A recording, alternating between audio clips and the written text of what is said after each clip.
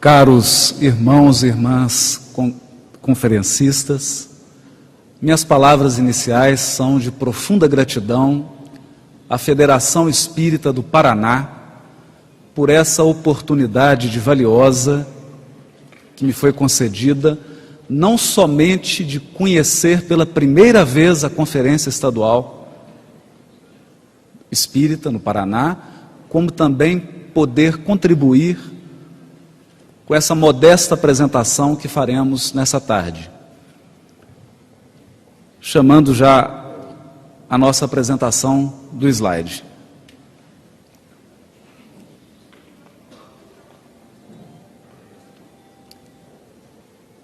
Como nosso tema diz respeito à mediunidade nos evangelhos, e o tema geral da conferência é a mediunidade com Jesus, nós não poderíamos deixar de abordar o tema da mediunidade nos evangelhos. E o fazemos iniciando pela intrigante proibição que está presente no livro de Deuteronômio, capítulo 18, versículo 11. Quando Moisés elenca uma série de proibições: não se encontrará entre ti quem consulte feiticeiros e feiticeiras, e ao final do versículo ele diz: nem quem consulte os mortos. O verbo utilizado no texto hebraico é o verbo darash, que é o verbo indagar, perguntar, ou quando se diz respeito ao contexto de uma conversa, o verbo consultar. Por que o legislador do povo hebreu, o missionário que estabeleceu a primeira revelação, que trouxe ao mundo os alicerces da revelação espiritual, faria constar no último dos seus livros, no último livro do Pentateuco mosaico, a proibição de consultar os mortos? Inicialmente, é preciso recordar que o direito das proibições tem uma regra: não se proíbe condutas impossíveis. O direito só proíbe condutas possíveis, de modo que essa proibição de Moisés é, na verdade, a grande revelação da imortalidade da alma. Porque Moisés não proibiria a consulta aos mortos se os mortos não pudessem ser interrogados. Mas é mais do que isso. O direito só proíbe condutas nocivas reiteradas. Isso significa que o povo hebreu tinha o hábito de consultar os mortos. Tinha o hábito de indagar aqueles que já desencarnaram sobre os mais diversos assuntos.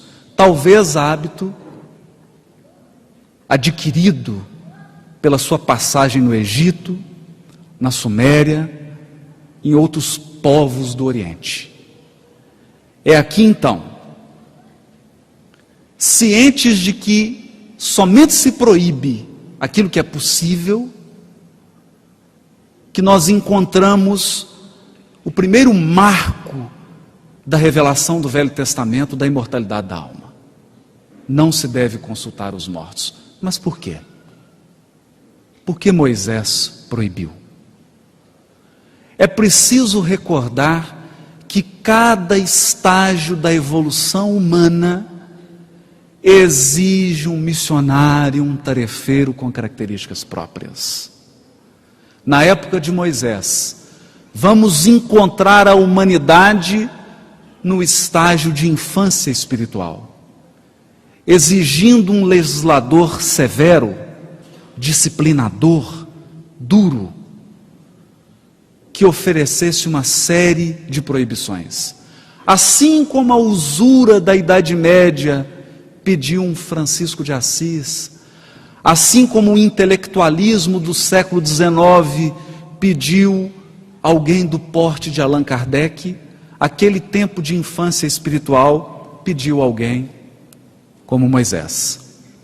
Esclarecendo o assunto na questão 274 do livro Consolador, perguntaram a Emmanuel qual a intenção de Moisés no Deuteronômio, recomendando que ninguém interrogasse os mortos para saber a verdade.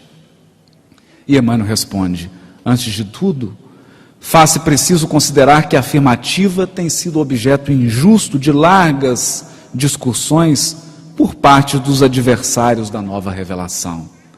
E acrescenta: as expressões sectárias, todavia, devem considerar que a época de Moisés não comportava as indagações do invisível, porquanto o comércio com os desencarnados se faria com um material humano excessivamente grosseiro e inferior. Comércio? Como assim? Por que o benfeitor Emmanuel está utilizando a expressão comércio com os desencarnados? E nós vamos encontrar a resposta em outra obra. No livro Mediunidade e Sintonia, psicografado quase 30 anos depois que o livro Consolador, onde Emmanuel adverte: não nos esqueçamos, porém, de que o movimento é de intercâmbio. Se o homem recebe o concurso dos espíritos benfeitores, é natural que os espíritos benfeitores algo esperem igualmente do homem. Nada existe sem permuta e sem resultado. Revelando que Emmanuel utilizava a expressão comércio no sentido de intercâmbio espiritual, troca. Toda vez que o encarnado entra em contato com o mundo espiritual, há um fenômeno de intercâmbio, de troca, em que nós encarnados apresentamos as nossas expectativas, mas o mundo espiritual também apresenta as suas. Se nós esperamos algo, os espíritos amigos também esperam algo de nós. E naquela época recuada, mais de 3.000 anos atrás, quando a humanidade ainda se encontrava numa fase infantil, seria perigoso permitir esse intercâmbio, porque os homens ainda padeciam de uma infantilidade espiritual. Procuravam os espíritos para indagarem sobre questões corriqueiras, profundamente ligadas à matéria, não estavam ainda sensibilizados para as profundas questões espirituais. Jesus não havia chegado para dirigir as potências da alma rumo à ascensão espiritual. Mas o movimento de progresso prossegue. O mundo prossegue na sua marcha ascensional. E vamos encontrar no livro do profeta Joel, capítulo 2, versículo 28 a 32, a grande promessa de que nos tempos finais o Criador derramaria do seu Espírito sobre toda a carne. Os velhos, os jovens, teriam sonhos, teriam visões, e a luz da espiritualidade alcançaria o mundo dos encarnados. Mostrando o progresso da proibição, nós evoluímos para a promessa, para o apontamento. Na questão 382 do livro Consolador, fazem a seguinte pergunta a Emmanuel: qual a verdadeira definição de mediunidade? E o benfeitor responde: a mediunidade é aquela luz que seria derramada sobre toda a carne e prometida pelo Divino Mestre aos tempos do Consolador, atualmente em curso na terra. Sendo luz que brilha na carne, a mediunidade é atributo do Espírito, patrimônio da alma imortal, elemento renovador da posição moral da criatura terrena, enriquecendo todos os seus valores no capítulo da virtude e da inteligência, sempre que se encontre ligada aos princípios evangélicos na sua trajetória pela face do mundo. Nos tempos de transição, em que a Terra se prepararia para alçar voos rumo ao mundo de regeneração, surge o Consolador prometido, difundindo a mediunidade, espalhando o fenômeno mediúnico para todo o mundo, como aquela luz prometida para a carne. E aqui nós encontramos mais uma vez a expressão idiomática do hebraico, ao chamar todo o encarnado de carne. Carne. Por quê? Porque o Velho Testamento focaliza, ao dizer carne, a fragilidade humana, a fragilidade do corpo físico, a fragilidade de todas as construções humanas, que são perecíveis, que estão sujeitas à lei de renovação, e de todos nós, que inevitavelmente passaremos pela crise do túmulo, pelos portais da morte, até alcançarmos a espiritualidade gloriosa.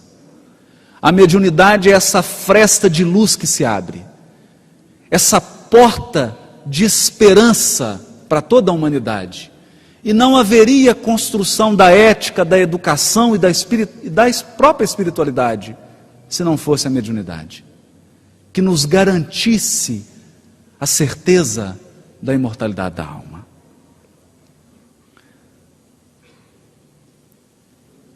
Mas, após os tempos de Moisés, o próprio Cristo, em pessoa, vem ao mundo. E o Evangelho é uma riqueza de manifestação espiritual. O Evangelho é espiritualidade pura, é espírito puro, é a palavra eterna da lei divina, falando ao coração dos seres humanos. Mas como Jesus lida com o fenômeno mediúnico? Talvez um dos fenômenos de maior pujança no Novo Testamento, que é a transfiguração no Monte Tabor. Quando Jesus sobe com os 3 discípulos, Divaldo comentou isso ontem, Jesus se transfigura e aparece no Monte Tabor a figura de Moisés e Elias. Mas o que faz Jesus? Logo após o fenômeno, enquanto desciam do monte, Jesus lhes ordenou, dizendo: não contem a ninguém essa visão, até que o Filho do Homem se levante dos mortos. Isso está em Mateus capítulo 17, versículo 9. Mas nós vamos encontrar a mesma proibição em Marcos capítulo 9, versículo 9. Enquanto desciam do monte, ordenou-lhes que não relatassem a ninguém o que tinham visto, a não ser quando o Filho do Homem tivesse se levantado dentre os mortos. Por que mais uma proibição? Moisés já havia proibido de forma categórica o intercâmbio espiritual. Aqui no Evangelho começa o processo de abertura, diante de um fenômeno espetacular de transfiguração do próprio Cristo, de aparição de Moisés e de Elias, os 2 grandes profetas da primeira revelação. Jesus pede discrição, pede prudência, deixando uma lição imortal para todos nós, de que mediunidade é algo sério, que exige seriedade, exige discrição e exige prudência de todos nós. Mas aqui também se iniciava um trabalho paulatino de abertura da mediunidade para a humanidade. Jesus não começa abrindo a mediunidade de forma generalizada. Ele abre primeiro para 3 apóstolos. 3. E diz a eles: aguardem a minha desencarnação. Claro que não usa a palavra desencarnação. Usa uma expressão idiomática: levantar dos mortos. Porque morrer em hebraico, há uma expressão idiomática que diz que morrer é deitar-se. E, portanto, desencarnar, entrar em contato com a espiritualidade é levantar-se. Levantar-se novamente. Aqui ele pede que todos aguardem a comprovação da sua imortalidade, para que o fenômeno mediúnico se espalhe para o colégio apostólico. Para o colégio apostólico. Inicia com 3. E depois se estende aos 12. Como se dá isso? Esse processo de abertura se dá com um fenômeno que ocorre em Jerusalém. Após a crucificação do Mestre, no dia de Pentecostes, que está narrado em Atos capítulo 2, versículo 1 a 5. Ao se completar o dia de Pentecostes, estavam todos juntos no mesmo lugar. De repente surgiu um som do céu, semelhante ao que traz a ventania violenta, e encheu toda a casa onde estavam sentados. E se tornaram visíveis línguas como de fogo, que se distribuíam para eles, e sobre cada um deles sentou. Lucas usa o verbo sentar-se, dizendo que as línguas se assentaram sobre cada apóstolo. E eles então começaram a falar em diversas línguas. É claro que esse texto tem uma carga simbólica. Lucas fez questão de dividir as nações que estavam presentes em Pentecostes em 12. 12. Porque na época havia uma crença de que a humanidade poderia ser resumida em 12 povos. E que esses 12 povos representavam a universalidade das nações. E ali no dia de Pentecostes, 12 apóstolos, um espírito condutor para cada um dos apóstolos, e cada um falando numa língua diferente. Era a mediunidade que havia se expandido do círculo estreito dos 3 apóstolos para os 12. E esses 12, como tarefeiros da mediunidade, começavam um trabalho de educação da humanidade, ali representada nas 12 nações. Nas 12 nações, entre elas Roma. Era um trabalho gradativo. Nós reconhecemos aqui, primeiro, a direção criteriosa do Cristo. Jesus não atua sem um projeto, sem um plano de trabalho, sem uma condução firme, sem tarefeiros preparados. Ele atua segundo um esquema cronológico pré-estabelecido há milênios. Há milênios. É o que Emmanuel vai nos revelar no seguinte texto. No livro Caminho, Verdade e Vida, capítulo 10, Emmanuel diz: Simão Pedro destaca-se e esclarece que aquele fenômeno, que o Pentecostes se trata da luz prometida pelos céus à escuridão da carne. Desde esse dia, as claridades do Pentecostes jorraram sobre o mundo, incessantemente. Até ali, os discípulos eram frágeis e indecisos. Mas dessa hora em diante, quebraram as influências do meio.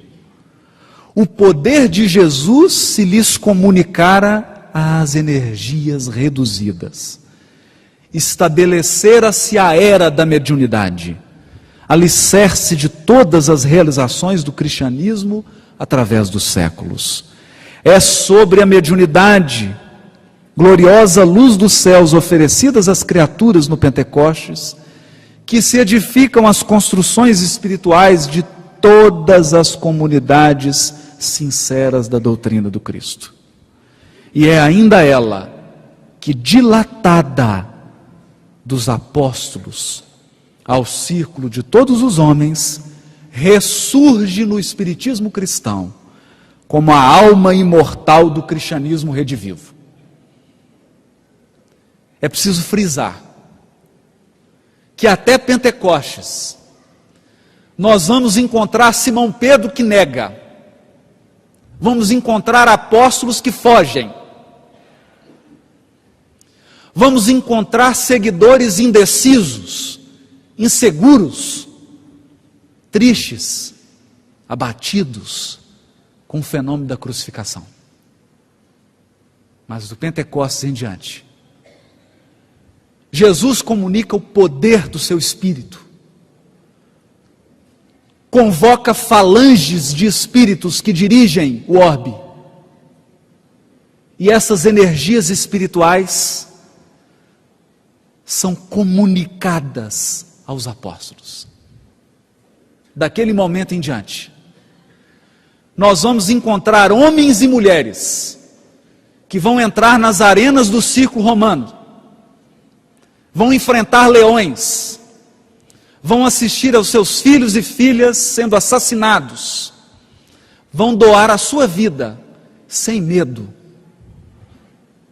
em prol da divulgação do cristianismo.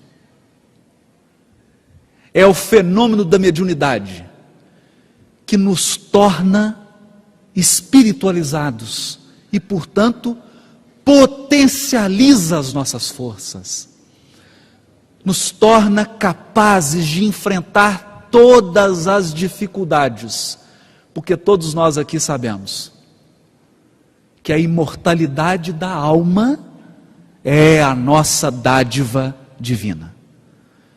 A nossa herança é a imortalidade. Vós sois deuses, somos imortais. A partir da comunicação do mundo espiritual superior com o colégio dos apóstolos, o cristianismo se desenvolve no mundo. E eu poderia gastar a tarde inteira citando figuras do cristianismo, apóstolos, santos, santas, pessoas que através da mediunidade ergueram obras grandiosas de benemerência no mundo, sempre orientadas pelo mundo superior.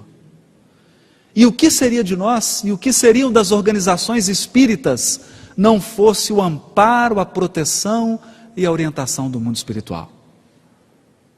A força procede da espiritualidade superior. E nesse projeto grandioso de dilatação da mediunidade, é através dos 12 apóstolos, é a partir deles que se inicia um trabalho grandioso. Esse trabalho, durante a história do cristianismo, tem seu curso e encontra um momento crucial naquele trecho da história do cristianismo em que Paulo começa a divulgar a mensagem do Evangelho para todo o mundo conhecido da época.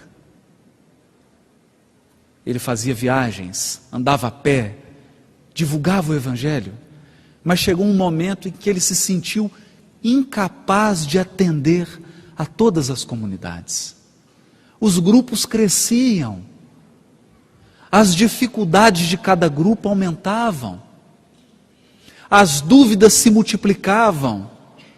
Certo dia, temendo não estar à altura da tarefa que lhe foi confiada, temendo não corresponder às expectativas que Jesus havia depositado nele, o apóstolo dos gentios, conhecido por sua força, pela sua altivez, chora como criança.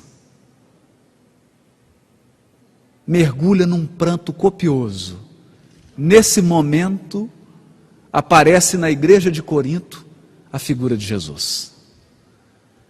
O mestre que havia aparecido para ele nas portas de Damasco, para apontar ao seu espírito os caminhos dolorosos que ele deveria percorrer, para extirpar as imperfeições dentro do seu próprio coração, agora aparece para indicar caminhos novos. O mestre não vinha mais chamar atenção, vinha agora apontar trabalho novo, e diz para ele: não se agaste com as necessidades do trabalho, usa os poderes do Espírito. Usa os poderes do Espírito. Aqui é preciso salientar que Jesus estava conversando com o maior divulgador do Evangelho, com aquele que seria responsável pela universalização da mensagem cristã. E qual a mensagem de Jesus para ele? Uma parábola. Usa os poderes do Espírito. E Paulo não entendeu a parábola. A voz prosseguia com brandura: poderás resolver o problema escrevendo a todos os irmãos em meu nome. Os de boa vontade saberão compreender. Porque o valor da tarefa não está na presença pessoal do missionário, mas no conteúdo espiritual do seu verbo, da sua exemplificação e da sua vida. Doravante, Estevão permanecerá mais aconchegado a ti, transmitindo-te os meus pensamentos. E o trabalho da evangelização, poderá ampliar-se em benefício dos sofrimentos e das necessidades do mundo. Começa o fenômeno da psicografia. Jesus coloca Estevão, o primeiro mártir, que foi condenado e executado pelo próprio Paulo, coloca verdugo e vítima lado a lado, mas com uma função diferente. Daquele momento em diante, caberia a Estevão interpretar o pensamento de Jesus e transmiti-lo a Paulo. E Paulo sempre queria escrever. Se acercava dos colaboradores, ditava aquilo que o espírito de Estevão soprava pelas vias da intuição, e os colaboradores escreviam. Surge na terra o intercâmbio entre a esfera do Cristo e a esfera dos homens. Diz Emmanuel no Paulo Estevão, que é o próprio pensamento do mestre que começa a se materializar nas epístolas de Paulo. É claro, utilizando a linguagem, as expressões culturais da época. É preciso saber reconhecer que há um invólucro, há uma embalagem, mas no núcleo, no cerne daquela embalagem, está a essência do pensamento do próprio Cristo, orientando o trabalho da mediunidade. E curioso que a Epístola aos Coríntios é aquele primeiro tratado de mediunidade de que o cristianismo tem notícia. Ali começa Paulo a utilizar os poderes do Espírito. Que poderes? Será que era o de escrever cartas? Não. Não era esses poderes que Jesus se referia. Jesus conclamava o apóstolo da gentilidade a abrir as comportas da própria alma, a entrar em contato com o mundo espiritual. a receber as orientações do mundo espiritual no trabalho de difusão do Evangelho. E esse movimento tem seu curso até os tempos do Consolador, século XIX. Após a codificação de Kardec, Francisco Cândido Xavier registra no livro Missionários da Luz, capítulo 9, uma palestra que o benfeitor espiritual Alexandre profere no mundo espiritual. Mas o mais curioso, durante o sono físico, encarnados espiritualistas, não só espíritas, espiritualistas, são conduzidos ao mundo espiritual. A maioria deles com tarefas ligadas à mediunidade. E o benfeitor Alexandre faz uma palestra para esses encarnados, orientando o trabalho da mediunidade. Por quê? Porque se Moisés proibiu o contato com os mortos, porque a humanidade era infantil, Jesus, ao encontrar uma humanidade na maioridade, 18 anos, começa a dilatar do ciclo dos apóstolos para o mundo. Mas o Espiritismo, o Consolador prometido, encontra a humanidade na sua fase de maturidade espiritual. Homens e mulheres amadurecidos espiritualmente, emocionalmente, intelectualmente, para o intercâmbio com as esferas superiores. Nesse momento, era necessária orientação segura.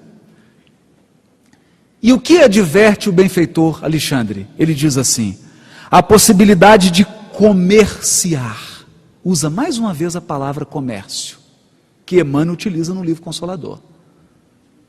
A possibilidade de comerciar emoções, intercâmbio, troca, com as esferas invisíveis que vos rodeiam, não representa de modo algum a realização espiritual imprescindível à edificação divina de cada um de nós. Porque o problema da glória mediúnica não consiste em ser instrumento de determinadas inteligências. Ser instrumento de determinadas inteligências. Mas em ser instrumento fiel da divindade, de Deus, para que a alma encarnada efetue semelhante conquista, é indispensável desenvolva os seus próprios princípios divinos. O que o benfeitor está dizendo? Algo que Emmanuel iria advertir no prefácio do livro Nos Domínios da Mediunidade. Cada mente, cada um de nós é instrumento das forças com as quais sintoniza. O criminoso é instrumento das forças criminosas do mundo espiritual. Assim como o caridoso é instrumento da bondade espiritual. Se nós buscamos os amigos espirituais querendo orientação, eles também nos buscam à procura de mãos, à procura de instrumentos para concretizar na terra os propósitos do Cristo. É o intercâmbio. E não há mediunidade gloriosa sem edificação espiritual íntima. Mas o que é edificação espiritual íntima? Prossegue o benfeitor Alexandre nessa palestra para médiuns no mundo espiritual. Mediunidade, prosseguiu ele, arrebatando-nos o coração, porque André Luiz estava assistindo a palestra também. Constitui meio de comunicação, meio. E o próprio Jesus nos afirma: eu sou a porta. Olha a ligação. Se alguém entrar por mim, será salvo e entrará, sairá e achará pastagens. Por que audácia incompreensível? Imaginais a realização sublime, sem vos afeiçoardes ao Espírito de verdade, que é o próprio Senhor. Sem vos afeiçoardes ao Espírito de verdade, que é o próprio Senhor. Ouvi-me, irmãos meus, se vos dispondes ao serviço divino, não há outro caminho senão ele, Jesus, que detém a infinita luz da verdade e a fonte inesgotável da vida. Não existe outra porta para a mediunidade celeste, para o acesso ao equilíbrio divino que anelais no recôndito santuário do coração. Somente através de Jesus, vivendo-lhe as sublimes lições, alcançareis a sagrada liberdade de entrar nos domínios da espiritualidade e dele sair. Entrar e sair, conquistando-lhe o pão eterno que vos saciará a fome para sempre. Sem o Cristo, a mediunidade é simples meio de comunicação e nada mais. É um celular, é um aparelho.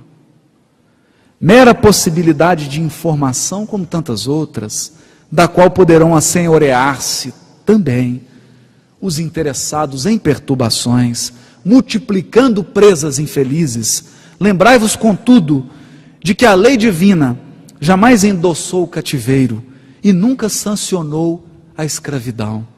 Esquecestes a palavra divina que pronunciou: vós sois deuses? Vós sois deuses? O que ele está dizendo? Que entrar em contato com o mundo espiritual não resolvem os problemas transcendentais da alma humana. E que há riscos na mediunidade. Você pode adentrar as esferas espirituais e não voltar. Em sã consciência. Você pode iniciar um intercâmbio com a espiritualidade, mas ser vítima, ser presa de inteligências sombrias que vão escravizar o seu coração e a sua mente, o seu raciocínio. Por isso, aquele que deseja entrar nas esferas espirituais e regressar com proveito, aquele que quer buscar a luz e trazê-la para o próprio coração, precisa reconhecer que mediunidade sem Jesus é um dos maiores riscos que a humanidade tem nas mãos. Mediunidade sem Jesus é muito mais perigoso do que a usina nuclear do Japão. Muito mais. Foi por isso que o próprio Cristo fez um trabalho lento e gradativo de abertura da mediunidade. Primeiro começa proibindo, depois começa prometendo, libera aos poucos para 12 apóstolos, para 3, depois para 12. Depois vem a era do Consolador, e o fenômeno mediúnico se espalha de forma gradativa e segura. Porque nós não desejamos escravidão, nós ansiamos por liberdade. E o Evangelho é o único capaz de dotar a nossa alma de recursos espirituais a fim de adentrarmos os pórticos da espiritualidade. Se nós quisermos nos portar como adultos na espiritualidade, é preciso estar com o coração evangelizado. Isso significa, é preciso extirpar o orgulho, o egoísmo, a vaidade e todos os vícios que escravizam a nossa alma e que nos tornam presas fáceis de inteligências sombrias. É esse o sentido da mediunidade com Jesus, da mediunidade proposta por Jesus no Novo Testamento. Não é por outra razão que Emmanuel vai dizer no livro Seara dos Médiuns, capítulo 17, se entre as vidas magnificentes da terra, uma existe, na qual a mediunidade comparece com todas as características, todas, essa foi a vida gloriosa do Cristo. É inútil assim que cristãos distintos, nesse ou naquele setor da fé, se reúnam para confundir respeitosamente a mediunidade em nome da metapsíquica ou da parapsicologia, que mais se assemelham a requintados processos de dúvida e negação. Porque ninguém consegue empanar os fatos mediúnicos da vida de Jesus, que diante de todas as religiões da terra, permanece por sol indiscutível a brilhar para sempre. Que fatos? Onde comparece a mediunidade na vida de Jesus e nos evangelhos? Nos momentos de maior sensibilidade, Jesus traz a lição da mediunidade. Quando ele se preparava para a crise da crucificação, quando ele preparava os apóstolos para a independência, porque até então era o mestre rodeado dos seus aprendizes, que confiavam absolutamente no mestre.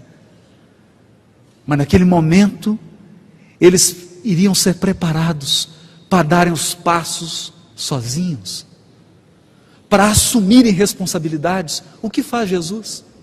O que faz Jesus? Sobe ao Monte Tabor. E eu me recordo, é muito alto. Quando você está no Monte Tabor, a sensação é de que o céu vai beijar a terra.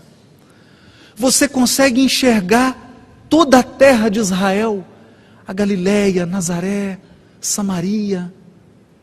Jesus escolhe o ponto talvez mais alto, transfigura, para lembrar os apóstolos que você é muito mais do que o corpo físico que carrega, para lembrar que os seus ideais, que os seus sonhos são muito mais do que físicos,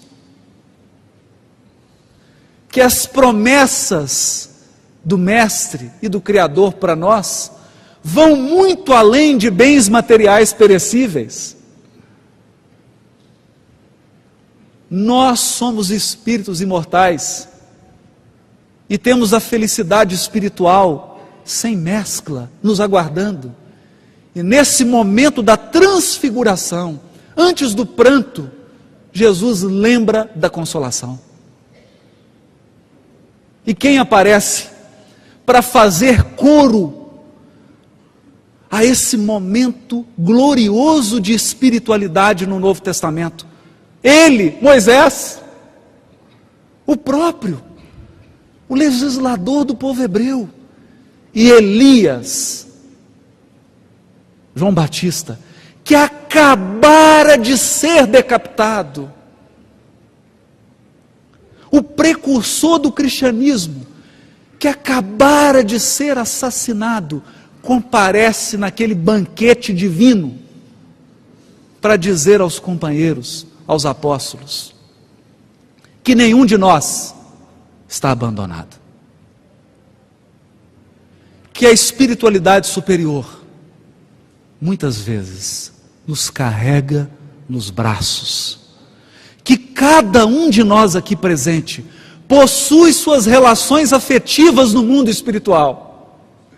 E que nos momentos mais graves da nossa existência física, esses amigos espirituais estão ao nosso lado, muitas vezes derramando lágrimas, nos amparando, nos lembrando de que os interesses mais graves da nossa vida residem nas questões espirituais.